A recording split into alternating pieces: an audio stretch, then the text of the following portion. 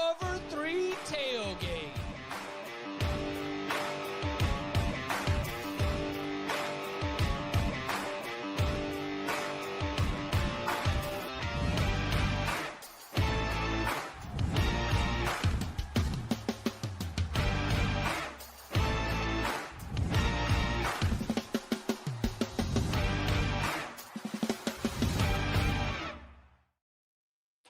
And welcome back to the Cover 3 podcast here on CBS Sports. That's Tom Fornelli. That's Danny Kanell. I'm Chip Patterson coming to you live at youtube.com/cover3 and ever get your podcast on demand.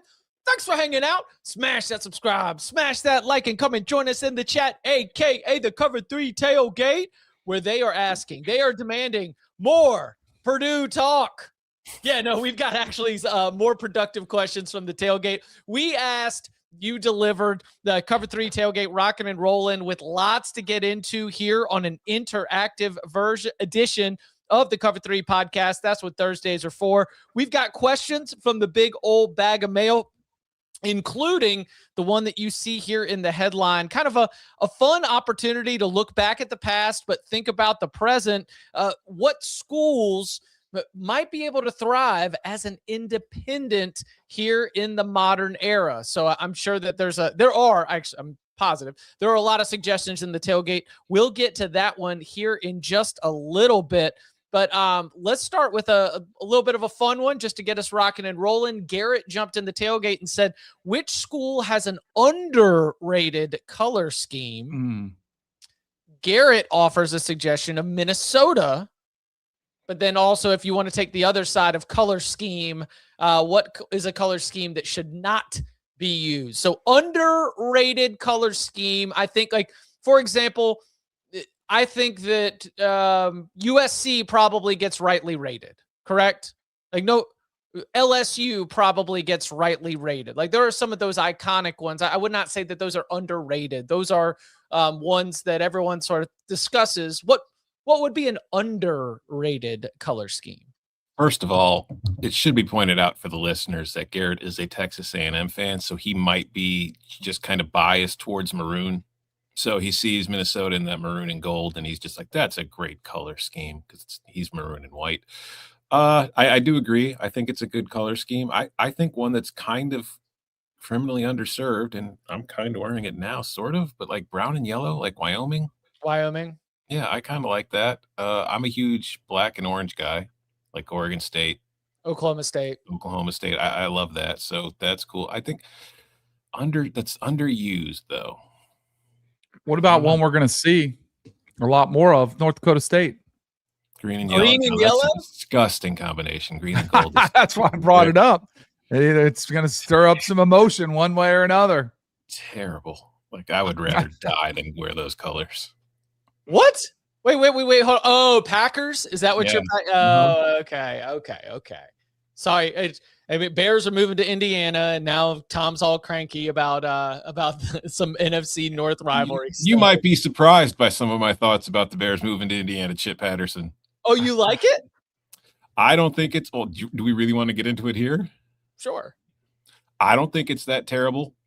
I think if you look at where the Super Bowl was just played, it was in Santa Clara, 40 miles from San Francisco, home of the San Francisco 49ers. They hosted a Super Bowl. Everybody that came to town, the media, were they in Santa Clara or were they in San Francisco? They were in San Jose, right? Both. They're in Sanford. Yeah. So if Indiana wants to raise its taxes to build a stadium for the Bears, and then the Bears want to host Super Bowls and NCAA tournaments, do you think the people that come to town are going to be staying in Hammond, Indiana, or will they be coming to stay in Chicago? So Illinois will get all the tourist revenue while Indiana pays the taxes. I don't think it's that horrible for the state of Illinois. Hey, next level thinking. Yeah, let's go. All right, back to color schemes. So LSU often, another one that I think gets discussed. Are we in on purple across the board? Because I think TCU can give you some good stuff. I know that's a lot of purple and black, a lot of purple and silver. I can roll with TCU as maybe an underrated color scheme. You know what I love? I'm wearing it now. The sissy blue from UCLA. I like it. Ole Miss, when they do their light blue. I like Carolina's colors, Carolina blue, and they mix in a light blue. Like if there was just a color that's nice on the eyes, easy to wear their gear, can match with a lot of different stuff. Those light blues I like a lot, although they are soft. What about you know what we need, Danny? We need more turquoise and orange like the Miami Dolphins. Just really, really soft colors where you show up and you're like, oh, we're gonna kick this team's ass. They can even play in the cold. sneaky use of baby blue that I am a fan of is Tulane breaking it out. The Yeah. blue and green is not always what you think of, but they are the wave, and those are ocean friendly color. I mean, ocean is different colors all over the world, but in general, your blues and greens, you're not sure that it would work, but to my eye, absolutely. Maybe a little underrated right there. Any other ones? Hot pink and neon green. We need more of that. That Seabrook Who there. will be the first college football team to adapt those colors? Before we jump into the big old bag of mail, I'll take another one from the tailgate. This one's fun, a little bit more football related. The comment says, I've long held that Texas would be better off if Quinn Ewers left after 2023 and Arch started the 2024 season. After 1 year of Arch Manning starting, does this hold up, or did Arch Manning need to spend 2023 and 2024 on the bench? I mean, they got to the semifinals with Quinn Ewers. Yep.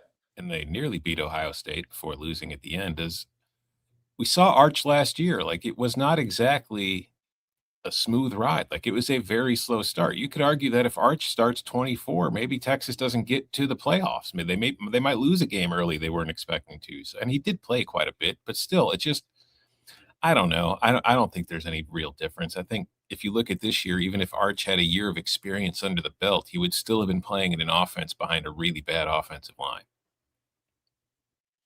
I think also he probably would have left this year. And not be back for 26 to be in Las Vegas in the national championship game against Dante Moore in Oregon. Right, which is definitely happening, and book your tickets. Definitely happening. Book your tickets. But I think he was going to play 2 full years. So if you would have started him earlier, I think he probably would have left. I think he would have been better in 2025 if he played in 2024. For sure. Definitely. But he did play. He started like 3 games. Mm-hmm.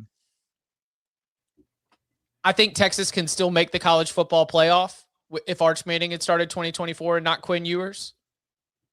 It is tough for me to get out of my mind.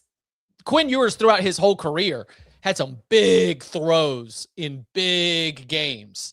I don't know if Michigan game, Alabama, like on the road, those environments, they might not win. They might not have made the playoffs. Remember the Arizona. Does Arch beat Michigan in Ann Arbor? I don't know. And that was early in the season too. Yeah. So like, remember the Arizona State game? Some of those plays he was making coming down the 4th down, season saving. Like big X factor intangibles. So how about this? I do not know if Texas would have been better off. I think Arch would have been better off. I think he would have played better in 2025 if he had gotten 2024. And so that's where the head coaching decisions matter, right? I mean, this was Steve Sarkisian's decision on how he wanted to manage the quarterback position, how they wanted to handle this. And it might not have been the best thing for Arch Manning's 2025 performance, but it might have been the best thing for Texas in general, especially now that we look at the rest of that quarterback room. Arch comes back for 26. Now you've got a bridge until our guy Diabell assumes the throne and wins 3 national championships for the Longhorns. It has long been established it's far more important to Chip Patterson that Arch is doing well than Texas. Chip cares about Arch. It's just my analysis here. You know, you're an Arch guy. You're a big Arch booster. Arch don't need no booster.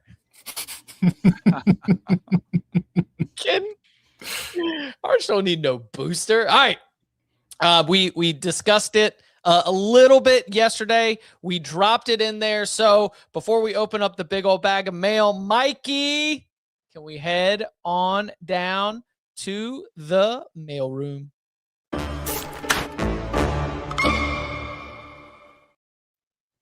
All right, let's dive in. First of all, Danny, did you buy a Kurt Signetti headset? I did not. I've been on eBay because I've been picking up some cards. I've been up collectibles. I've been very in on. I got these new tops. I'm looking for the Mickey Mantle rookie, the 52 rookie. Haven't pulled it yet.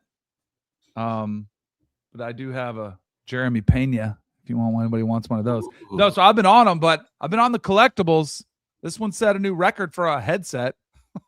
What was it? $112,000, right? Yeah. I think the previous high was like 10,000, and it was like a Super Bowl headset, I think was what I saw. There's an allegation in the big old bag of mail that you've got it, and that one of us are going to get it. Our friend Dominic, I believe is the one who came through with it. But that's not where this question is. Okay. So we've got the question that I want to answer because we love our listeners. We want to give them the answer. I think there's also a larger discussion as well, which is a little bit more of what we've got here in the headline. But question first, from Apple username Lincoln Coward Riley. Okay. Well, we can guess where this guy's a fan of. Notre Dame question. Notre Dame generally gets blowback for special treatment while the conferences are responsible for the collapse of the sport. My question is, what other schools other than Notre Dame could have gone or stayed independent that would have been better for the sport long term? Imagine if Texas and USC were independent instead of ruining multiple conferences. Now, USC and Texas. I still can't figure out which school this guy roots for. I know.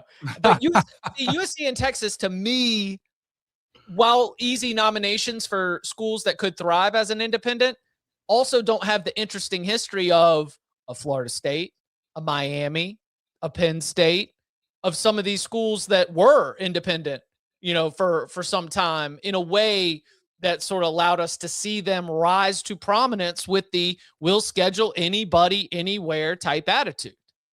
So what schools could be independent now, or would the sport be better, as the listener suggests, if some of these schools had been independent instead of jumping around in the conference consolidation? Well, first of all, to the two schools that he mentions, and I assume he's an Oklahoma State fan, but Texas has not been independent since 1914. And USC has been like a founding member. Yeah, always. They've never been independent. So I don't know. I would also point out to this person that Oklahoma left the Big 12 at the same exact time Texas did. It's a tough question to answer because you have to remember why these teams joined the conferences to begin with. Like, we talked about it a little bit on the show either yesterday or Monday, the NCAA versus Oklahoma lawsuit in 1983 that led to conferences being able to pool together their television deals and sell them themselves. Well, it's not a coincidence that in 1983 there were still 23 independent programs remaining, and there were some big names among them too. Like, let me see here, Notre Dame obviously was one, Penn State was one, Virginia Tech, Miami, Boston College at the time, West Virginia, Pitt, Florida State, Syracuse, South Carolina, Louisville. These are all Rutgers. These are all teams that were still independent in 1983. And then conferences said, we're going to sell TV rights. Suddenly, that's no longer the case. A bunch of schools start joining conferences. So 1992 comes around, which was that the Bowl Alliance or the Bowl Coalition? Which one came first? Hold on. Alliance. Bowl Alliance is right before BCS. That is the last stage before BCS. Which, for our younger people who don't understand what that is, that was before the BCS. It was, we're going to try to put the 1 versus 2 together, and then also we're going to take conference champions and pit them together in other big bowl games. So now, if you're not in a conference, you're not going to be playing in the Sugar Bowl, you're not going to be playing in the Orange Bowl, you're not going to be, suddenly you've got only 15 independents. 1995 comes with the Bowl Coalition, which is just an advancement of the Bowl Alliance, and there's 12 independents. Then 1998 comes, and the BCS begins, and there's only 8 independents. So with the way the rules were going at the time, staying independent, unless you had a very, very, very huge brand and your own television deal, and only one school had that at the time, was not a very good bid chance for you. But since Notre Dame had all that kind of leverage of being Notre Dame, they were able to kind of work their way into those TV deals. So like you could say Penn State maybe could stay independent, but if you are Penn State and you're independent, is your schedule as attractive as it is in the Big Ten? Like, are you able to sell your team to a network? Are they going to pay a whole lot of money for you? If you're Florida State, are they going to pay a whole lot of money for you just on your own? And also, there are only so many networks to go around. Streaming services weren't a thing yet. So NBC's got all their money in Notre Dame. ABC's got the Big Ten and the SEC. Why are they going to pay for a program? Is CBS at the time going to pay for its own program and be like the NBC for Notre Dame? I just don't think that if you look back at the way the landscape was, it made sense for any of these programs to stay independent. And I think that now, 30 years later, you look back and say, I wonder how it would be. You'd probably be dead, pretty much. You'd be in a G5 league right now. What do you think about Bud's pitch? If Penn State had joined the Big East instead of the Big Ten, what would the ripple effects of that had been? So Penn State joined the Big Ten in 93, correct? Correct. So in 1992, the Big East was Virginia Tech, Miami, Syracuse, Rutgers, BC, West Virginia, Pitt, Virginia Tech, and Temple. I think the pitch is, does the Big East still get rated, in the way that they did in the early 2000s by the ACC? Do they hold on and then all of a sudden you've got a Penn State and Miami, which had their own rivalry coming out of the 1980s. Like Penn State and Miami are your premier programs. Beamer's got Virginia Tech on the rise. Does the Big East still exist today? Because while this conversation is about independence, my mind immediately goes to smaller conferences would be better for the sport. I don't think more independence would necessarily be the best thing for the sport. But if we still had smaller conferences and more regional conferences, then yeah, I would be a fan of that. Yeah. But I still think it takes a little longer, or maybe it looks a little different. We would have still gotten to consolidation. I still think we're all coming to the stage we're coming to. It looked different getting there. Like there's simply too much money involved for it not to eventually get here. Corey, a Pitt fan, points out in the tailgate, people forget Penn State tried to join the Big East, but the basketball schools blocked them because their basketball was horrid. Here we are, 30 some odd years later. Buddy, I got news for you. Ain't nothing changed about that basketball program. And I will once again read the list of the Big East schools in 1992, and you tell me how many of them are still in the Big East. Miami, Syracuse, Rutgers, Boston College, West Virginia, Pitt, Virginia Tech, Temple. Not a single one. But I think Creighton beating UConn. I think if Texas wanted to be independent, Texas could be independent. Yes. They tried to be pretty much. They had their own network. But their network didn't exactly work out. I mean, there's a reason they joined the SEC. They were kind of trying to be independent. So I don't know. Ohio State? In a vacuum, yeah. But you've got to, if you're not in the Big Ten, does Michigan still want to play you every year? That's the other aspect of this. Are you still able to schedule enough games that are attractive to a television partner to get you the money that you're getting as a Big Ten school? Because, I mean, you see the amount of money SEC and Big Ten schools are getting on an annual basis. That's not, you can't just go independent and automatically guarantee yourself you're going to get that from somebody. But don't you think Ohio State could command that? I do too. And I think Texas might be able to command. I mean, they had their own TV network, which. Did you kill the Longhorn Network, Danny?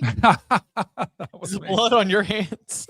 Yes. He took it down from the inside. I do. Florida State is such a new brand. They don't have the long tradition.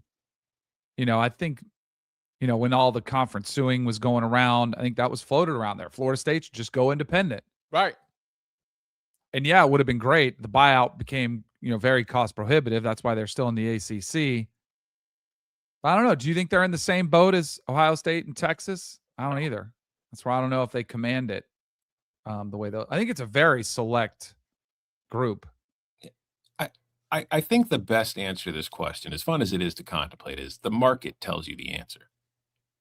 There's nothing stopping these schools from going independent if they felt that they could make more money doing so. Well, Alabama. So wait, hold on. We do have buyout. Hold on. Is it SEC doesn't have a buyout or Big Ten doesn't have a buyout? One of them still has a buyout, I think.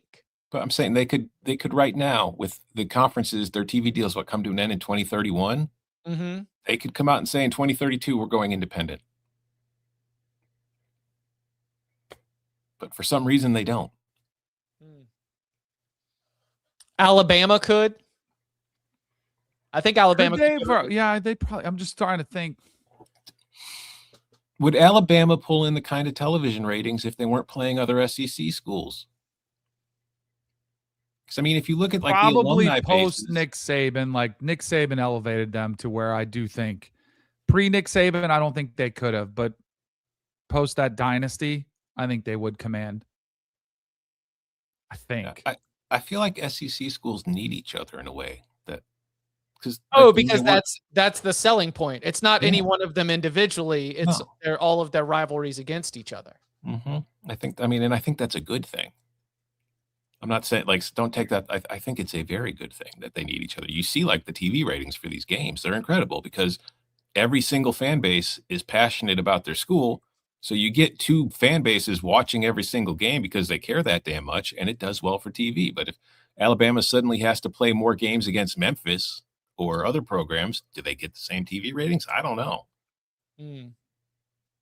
Georgia, I'm trying to go down the list of like literally the programs who've got the most like team subscribers on our app. You know, like they're just like who's signing up, who's clicking, you know, like that, using that as sort of a launching point data set.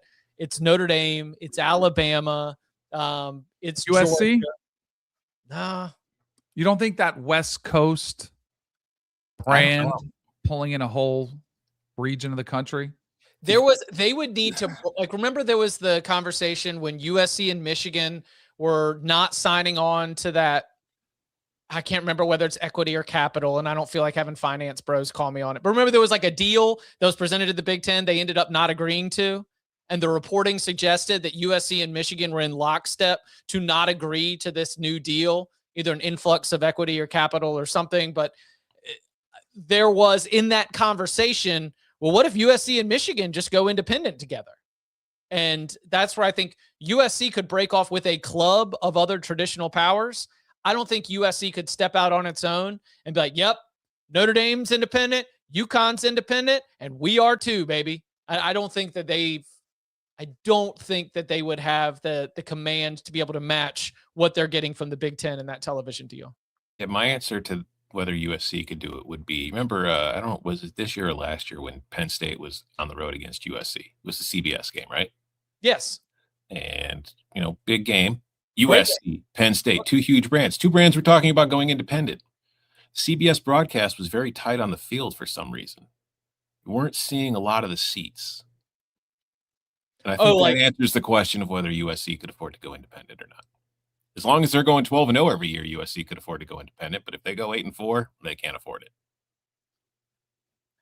And also to pull back my data set, the Wisconsin Badgers have more fans that have opted in for like alerts and updates and things than USC has. So, and no one's out. I mean, I'm not sending a shot at Madison, but nobody's out here making the argument that Wisconsin's at the top of the list, ready to go independent. That's another one that I think is hooked in.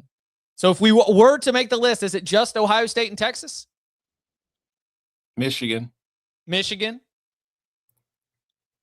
Yeah. I think everybody else needs somebody else. There's nothing wrong with needing somebody. In fact, it's good.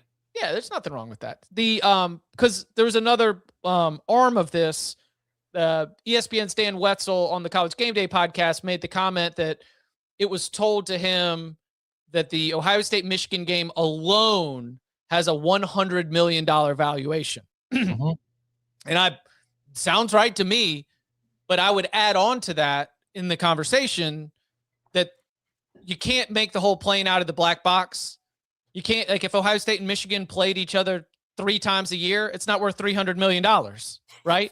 Yep. The reason why Ohio State, Michigan is worth $100 million is because it is at the end of this season where they have, gone through this whole path to line up at this final meeting point at the last week of the regular season, that it is the game and carries that valuation because of being in the Big Ten and because of the common opponents and because of their pursuit of a Big Ten championship.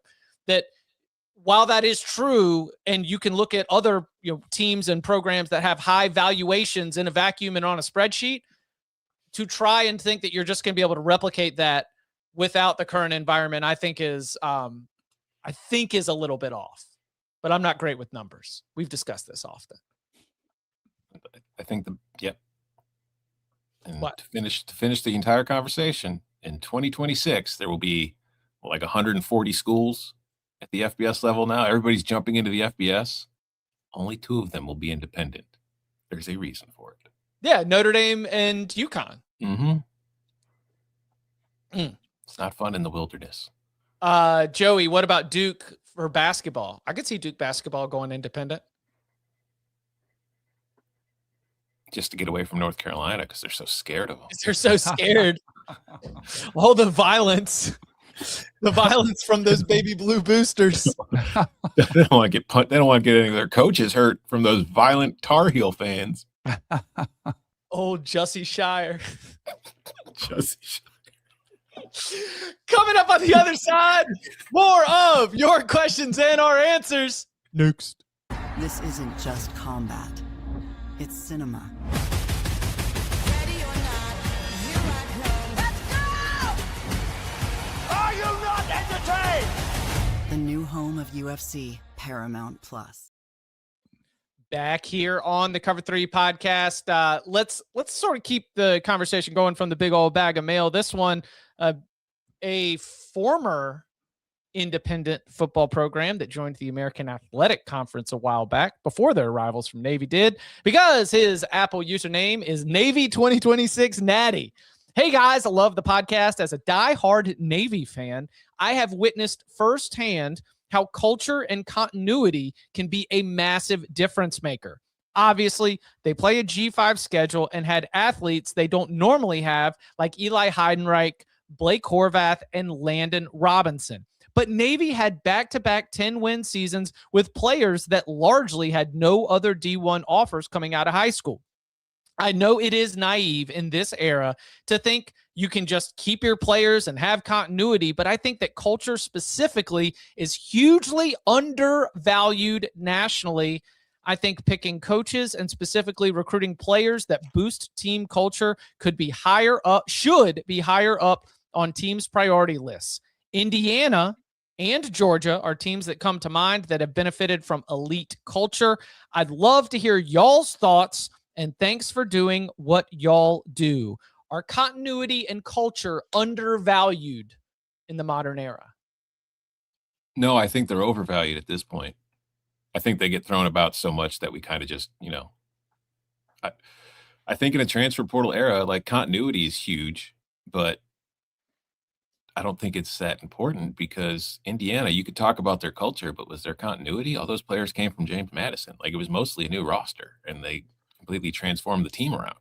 So I get what he's saying, and I think that culture is important, but I also think culture is often a byproduct. Like, you never talk about the culture of a 2-10 team. But we're always talking about the great culture of the playoff teams or the teams competing for conference titles. It's like, if they're 2-10, there must be something wrong with their culture. It's not that they suck. So I don't know. I would counter it. It certainly probably seems that way a lot more when you're following a service academy, because of just the way that those programs are still built and put together compared to the rest of the sport. But I would also counter by saying that Army's culture is a lot better when they have a very good quarterback. So is Navy's. I think you're more quarterback dependent as a service academy than you are anything else. I think that you could look at Navy as a Navy fan and believe that player development and continuity gives you a little bit of an edge. I think so. I'll push back on Tom a little bit. And granted, the teams that I picked to go to the national championship game both had a lot of continuity. It just underperformed. But I would also say, like, coaches value it. It's just harder than ever to get it. because of the transient notion of the game. But I do think Kirk Cignetti did a good job. And a lot of those players that transferred in from James Madison, it was their second year at the program when they were starting to come together. And then they kind of fit some pieces. And Fernando Mendoza was a huge part of that, as was Pat Coogan from Notre Dame. Like they added to it. But I do think the culture of that team, like when you talk to guys and was at media days and asked Aiden Fisher about it, and I asked him how many stars he was. He was like 0. I think there's something about that where there weren't a lot of superstars on that team. They were more guys who came together collectively, including Mendoza, who kind of checked their ego at the door and were willing to do whatever it took to win. And I remember I had a conversation with Coach Bowden before he passed away. It was about 2 months before he died. I was sitting with him, and it was right at the transition of portal and players getting paid. And he was like, I don't know how coaches are going to build a team, when you have so many guys worried about individuals and making money. And I think that's the trick. I mean, and you just have to do it in 8 months, some 6 months with some of the players that are there. So I think it's overvalued from the standpoint of it's really hard to get. And just because a team's been together for 3 or 4 years doesn't mean they're automatically going to be good. But the coaches that can get that culture and camaraderie quickly, those are the teams that I think are going to be the most successful. I agree with you. I just wonder if we're confusing one word for another. Like we talk about culture. Well, I think culture and continuity are different.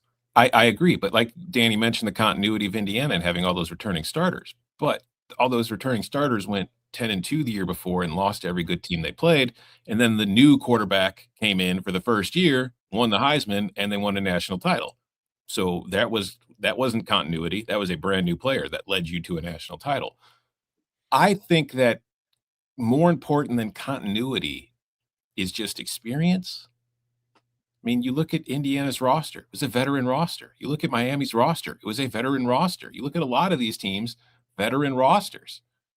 Ohio State had a younger, inexperienced quarterback.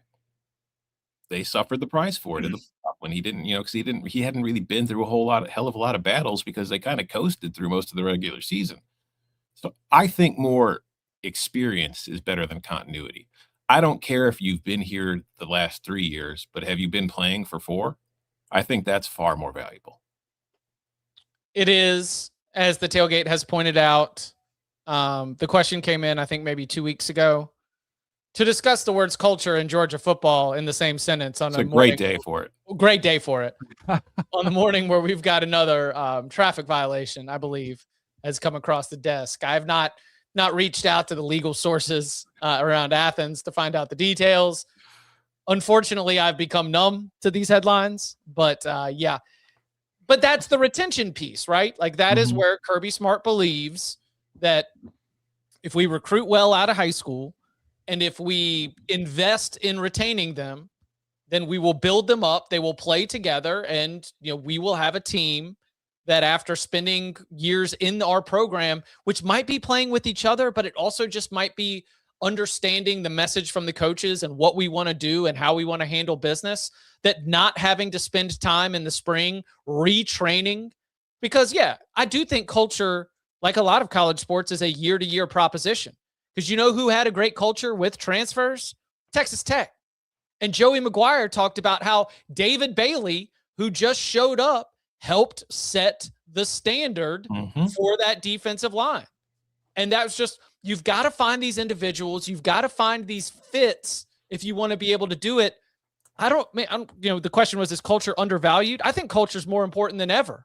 Yeah. It just doesn't necessarily always come in a cookie cutter fashion, that when you've got the transient nature of these rosters, you need to have those couple of guys that are experienced or simply have a voice that the whole locker room listens to. I mean, it is ridiculous to assume that Bryce Underwood was the biggest voice in that locker room, right? Highest paid player on the team, but you just showed up. Right.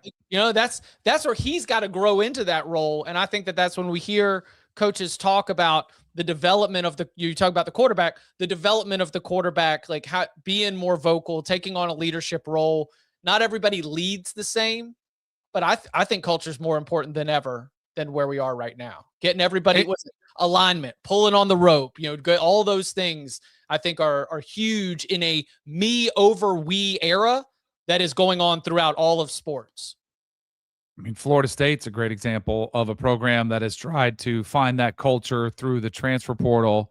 And when they had a Jared Verse and a Braden Fisk and a Jordan Travis, even though Travis was there, but you pull in some of these guys, you get the right culture, it can work. But then they try to go back to it for a couple years.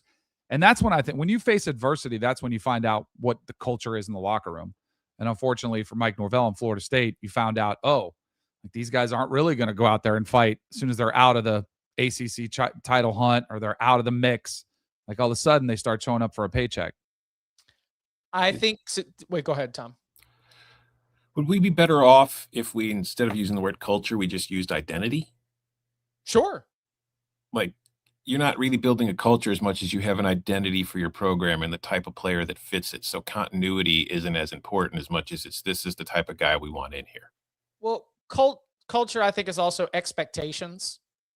Like these are the sets of like a culture is, you're right. Culture is overused and sometimes misused, I would say. But to me, one of the things that comes from culture is like, hey, our culture is that this is the standards and expectations. This is how we handle our business. This is the expectation of the way you're going to behave.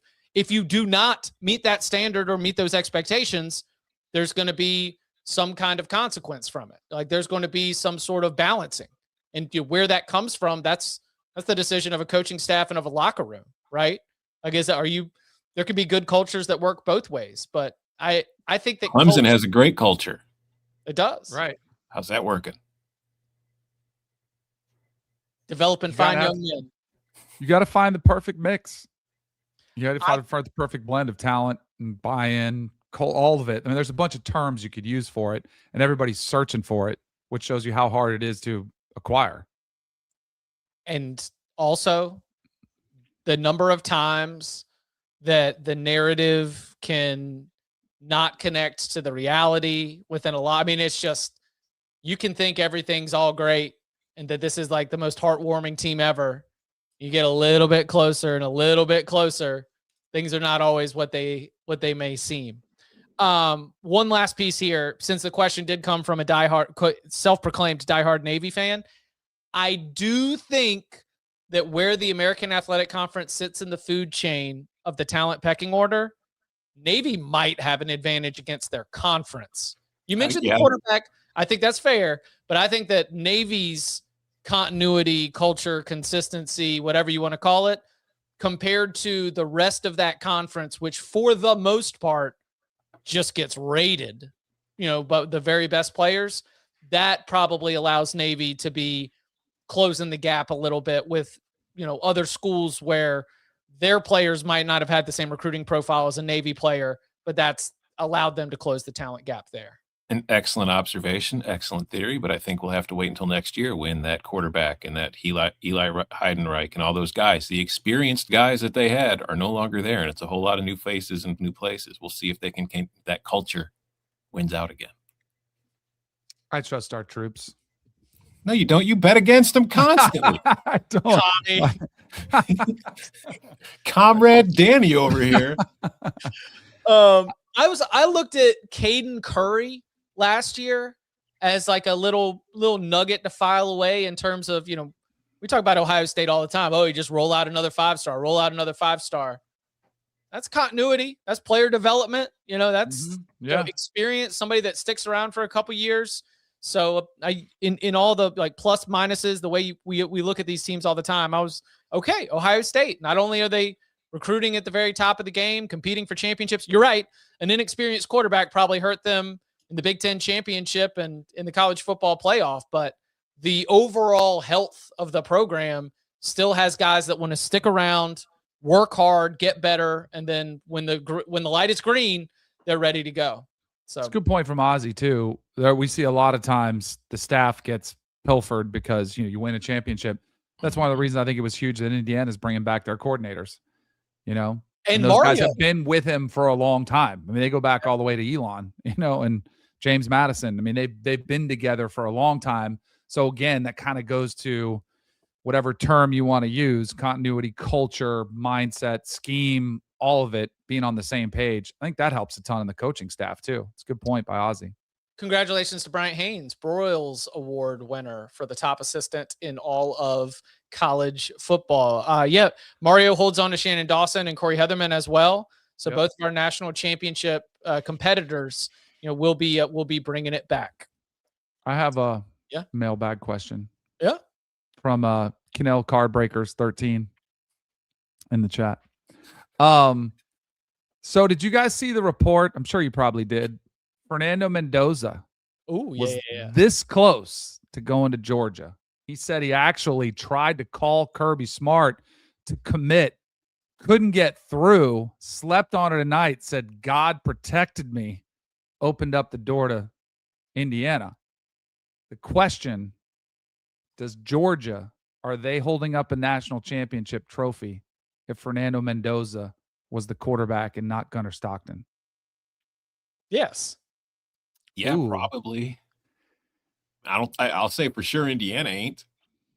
Yeah, I think that, and that is not a knock to Gunnar Stockton, or even that whether Gunnar Stockton could win a national championship at Georgia. I still think Gunnar Stockton could win a national championship at Georgia. But I didn't think Gunnar Stockton was at all a part of the problem. He played great in some of their big games. Even in their loss against Bama, he played pretty well. They had the big drop pass in the second half. The defense was the issue. So I don't know if it does change anything. I don't think Gunnar was ever a problem for Georgia. I don't think he was enough of a difference maker for Georgia. And I think Mendoza could have been a difference maker. So when your defense wasn't playing up to the standard that we've expected from Georgia in recent years, I think Mendoza could have lifted you above that offensively. And I do think Stockton, he is limited as a passer in what he can do. I think the quarterback who had more touchdowns than incompletions in those first rounds of college football playoff competition, I think he's special. I mean, that's the reason why he's going to be the first overall pick in the NFL draft. He's probably going to be starting week 1 of the NFL season. He got a lot better.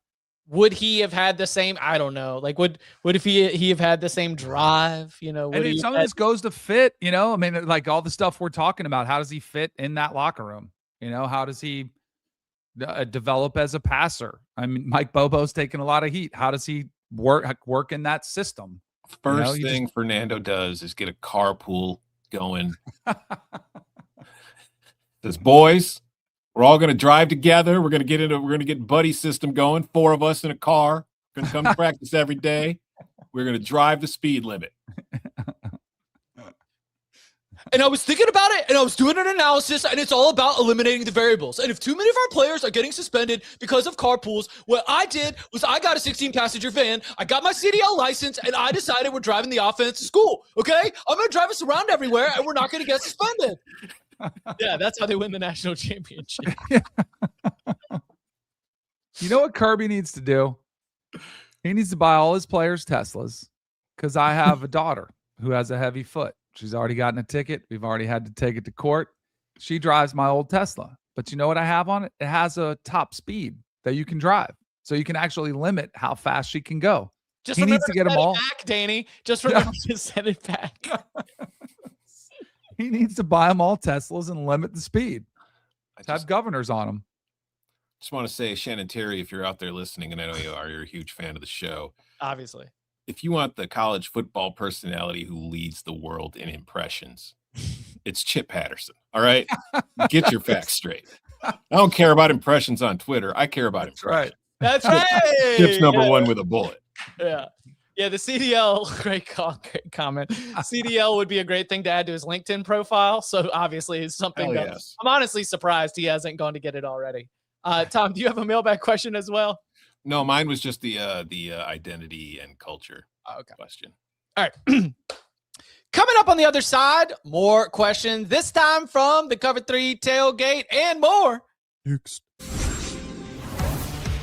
When you need your sports news all the time, We've got breaking news to bring to you. CBS Sports HQ gives you a snapshot of all the sports that matter to you. When you need your sports in a snap, find it on CBS Sports HQ. Streaming free anywhere you are.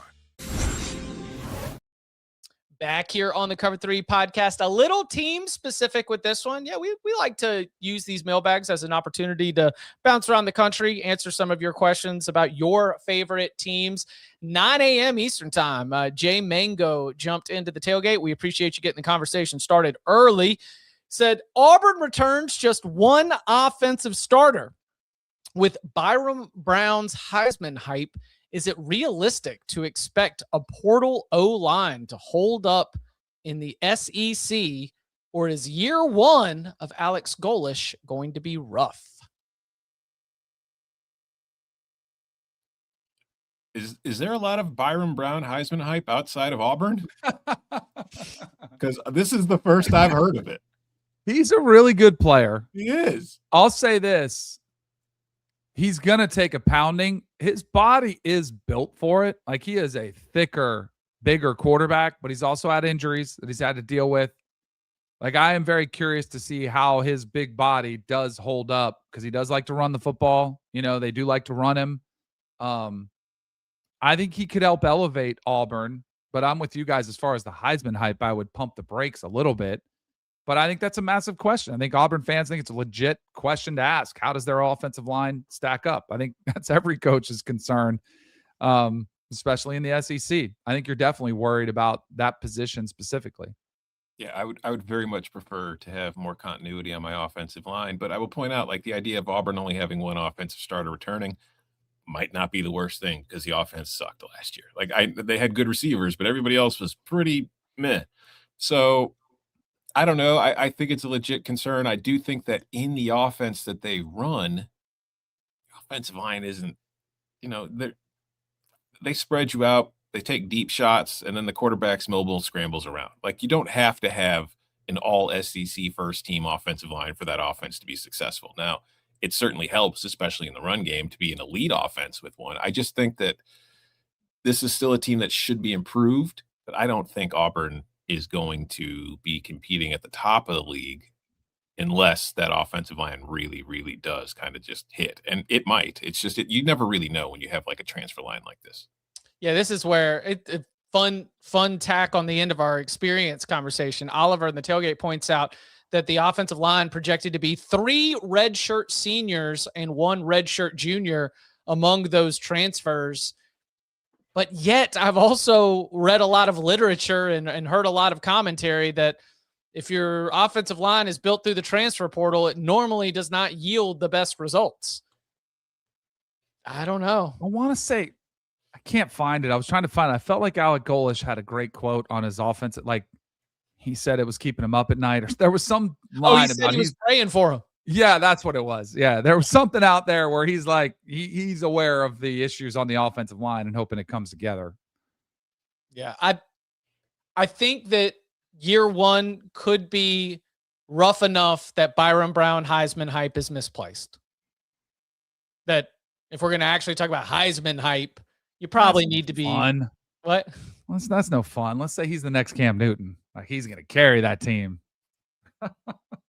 I mean, he will carry that team. Yes. But what are we talking about here? Ultimately, let's see. We're talking about a quarterback. He was 28-7 last year. Hurt 24, 26-11 back in 2023. He can make plays. Yeah. Not so sure. How many do you think that Auburn is, if you're to tier them out in the SEC, who are their peers in their tier?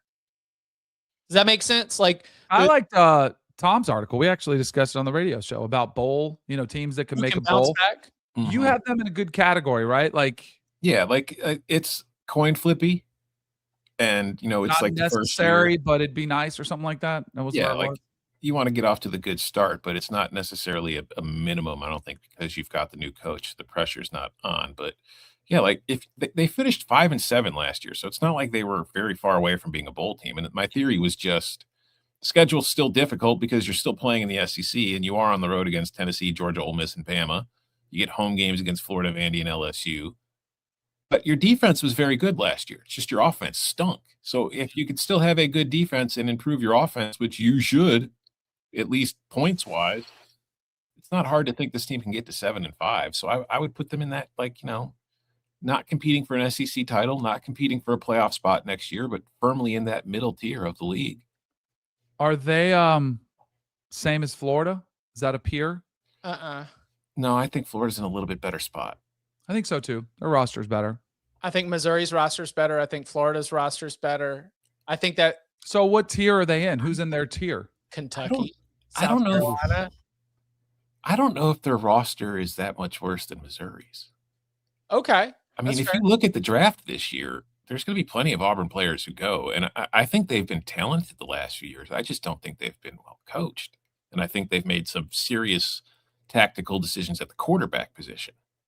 So, no, I don't think they're that different. And then that's not a knock on Mizzou. It's mostly that Auburn is talented. It's just they haven't been well coached the last few years. So you would put them ahead of Kentucky. Yes. Would you put them ahead of South Carolina? Yes. I think they're more talented than South Carolina. I think South Carolina has the much better quarterback. Would you put Tennessee ahead of them? Yeah, I think historically you have to look at the last few seasons with Josh Heupel. They've been consistently a lot better. But if Joey Jaguar doesn't get that extra year, that reassesses things. Will be very interesting because to your point, Tom, they were 5-7 a year ago.